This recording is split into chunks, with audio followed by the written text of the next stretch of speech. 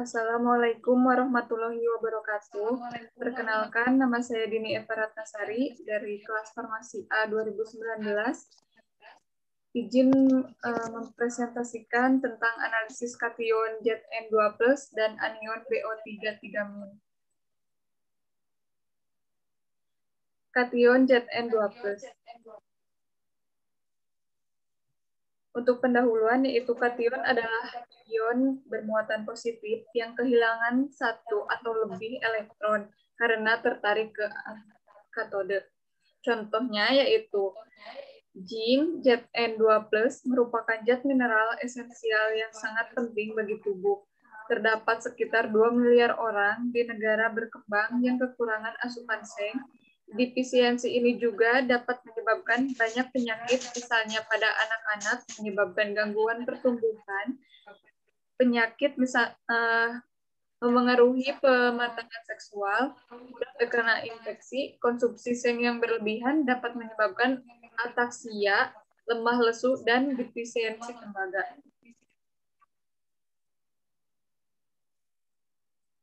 Untuk abstraknya, yaitu salah satu industri yang menghasilkan limbah air mengandung logam berat adalah industri elektroplanting. Keberadaan logam berat terutama seng Zn2+ yang masuk ke perairan sangat berbahaya walaupun hanya dalam jumlah kecil karena sifatnya yang bisa terakumulasi dalam tubuh.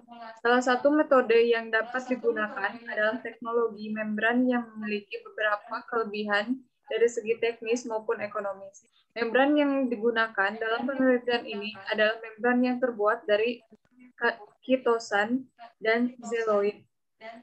Dalam penelitian ini, dianalisis komposisi terbaik dari campuran kitosan dan zeoloid sebagai bahan membran untuk menyisihkan kadar logam Zn2+ serta menganalisis nilai rejeksi dan nilai flux yang dihasilkan oleh sistem membran. Variabel dalam penelitian ini adalah variasi komposisi massa kitosan dan zeoloid serta variasi tekanan di dalam reaktor. Pada variasi berat, kitosan dan zeoloid serta tekanan zeoloid yang digunakan yaitu 5 gram banding 2,5 gram, 5 gram banding 5 gram, dan 5 gram banding 1 gram. Sedangkan untuk variasi tekanan yaitu 2 dan 3 bar. Reaktor yang digunakan menggunakan aliran force flow. Pengujian pada reaktor dilakukan selama 80 menit dan parameter diambil setiap 8 menit. Analisis parameter kadar Zn2+ dilakukan menggunakan metode atomic absorption spectrophotometer.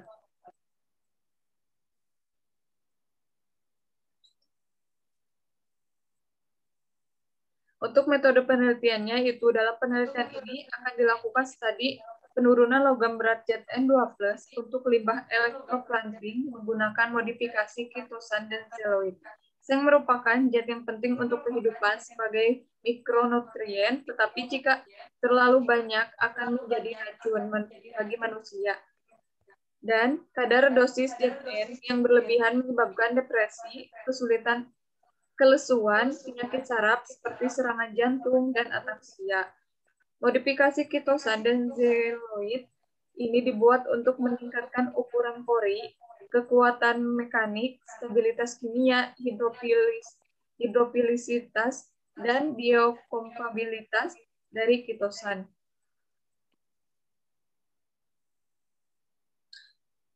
Adapun hasil pengamatannya berupa tabel penelitian terkait pemanfaatan zeoloid dalam pengolahan limbah elektroplanting. Penelitian ini bertujuan untuk mengetahui pengaruh ukuran zeoloid dan penambahan NaEDTA pada penyerapan logam Zn pada limbah elektroplanting.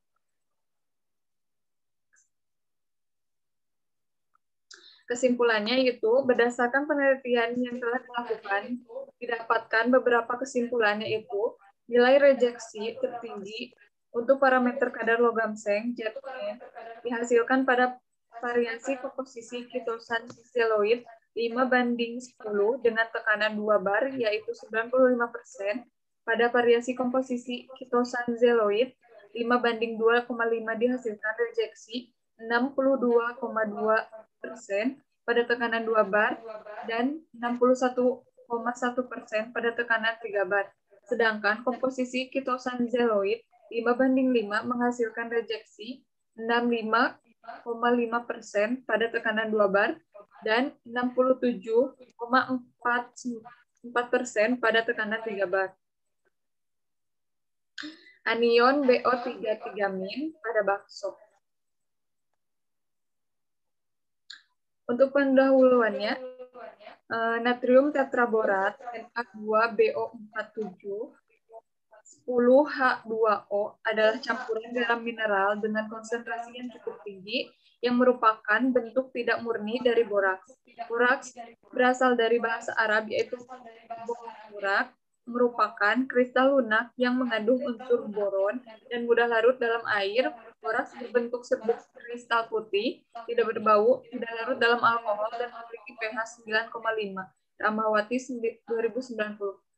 Berat borat diturunkan dari ketiga asam borat, yaitu asam ortoborat H3BO3, asam piroborat H2B4O3, dan asam metaborat, yaitu HbO2. Asam ortoborat adalah zat padat kristalin putih yang sedikit larut dalam air dingin, tetapi lebih larut dalam air panas. Garam-garam dari asam ini sedikit yang diketahui dengan pasti. Asam ortoborat yang dipanaskan pada 1000 derajat Celcius akan diubah menjadi asam metaborat. Pada 1400 derajat Celcius dihasilkan asam piroborat. Kebanyakan garam ini diturunkan dari asam metaborat dan piroborat. Hal ini disebabkan oleh lemahnya asam borat. Garam-garam yang larut terhidrolisis dalam larutan yang karenanya bereaksi basa. Vogel 1985.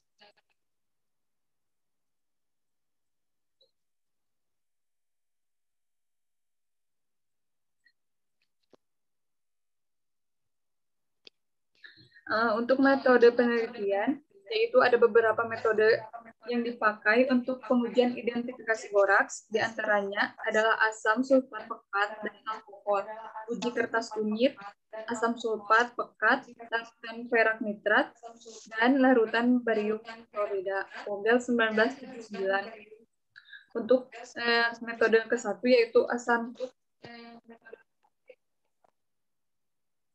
asam sulfat pekat dan alkohol. Pengujian ini sering disebut uji nyala api. Nyala yang pinggirnya hijau disebabkan oleh pembentukan metal borat BOCH3 atau etil borat BOC2H5-3. Kedua ester ini beracun. 2. Uji kertas kunyit, yaitu jika sehelai kertas kunyit turmeric dicelupkan ke dalam larutan suatu borat, diasamkan dengan asam klorida, encer, lalu dikeringkan pada suhu 1000 derajat Celcius. Kertas ini menjadi coklat kemerahan.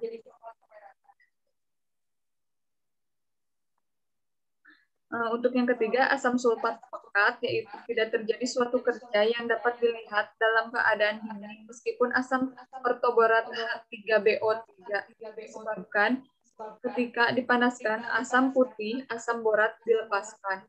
Keempat, larutan perak nitrat, endapan putih perak metaborat AgBO2 dilarutkan. Borak cukup pekat yang larut dalam larutan amonia encer maupun dalam asam asetat. Dengan mendidihkan endapan dengan air, endapan terhidrolisis dengan sempurna dan diperoleh endapan coklat perak oksida dihasilkan langsung dalam larutan-larutan yang sangat encer. 5. Larutan barium klorida, endapan putih, barium metaborat BaBO2 dari larutan-larutan yang cukup pekat. Endapan larutan dalam reagensia berlebihan, dalam asam encer, dan dalam larutan garam amonium. Untuk hasil pengamatannya, pada hasil pengamatan kasus boraks dalam makanan, saat ini kasus keracunan makanan bukan hal yang asing. Berdasarkan hasil investigasi dan pengujian laboratorium dilakukan Balai Besar Pengawasan Obat dan Makanan atau POM di Jakarta, ditemukan sejumlah produk makanan seperti ikan asin, mie basah, tahu, bakso yang memakai boraks dan formalin sebagai pengawet. Produk makanan yang formalin dan boraks tidak hanya ditemukan di sejumlah pasar tradisional, tetapi sering pula ditemukan di berbagai supermarket di berbagai wilayah tanah air.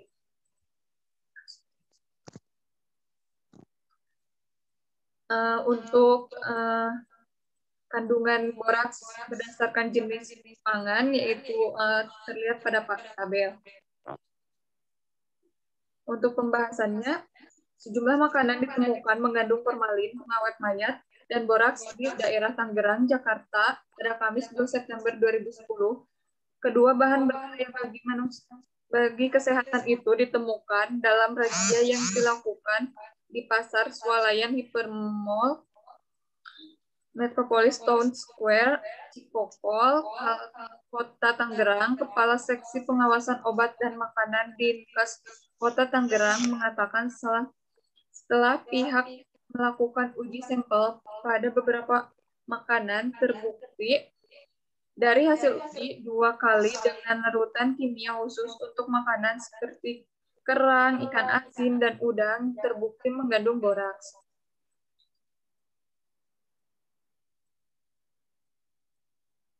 Untuk kesimpulannya yaitu boraks merupakan senyawa yang bisa memperbaiki tekstur makanan sehingga menghasilkan tekstur yang bagus, misalnya bakso, kerupuk, bahkan mie basah yang beredar di pasaran. Kerupuk yang mengandung boraks kalau digoreng akan mengembang dan empuk. Teksturnya bagus dan renyah. Padahal gelas pirek yang terkenal kuat bisa memiliki performa seperti itu karena dibuat dengan campuran boraks. Kemungkinan besar daya pengawet boraks disebabkan oleh senyawa aktif dan asam borat. Rahmawati 2010. Boraks digunakan atau ditambahkan ke dalam pangan atau bahan pangan sebagai pengawet atau sebagai pengawet.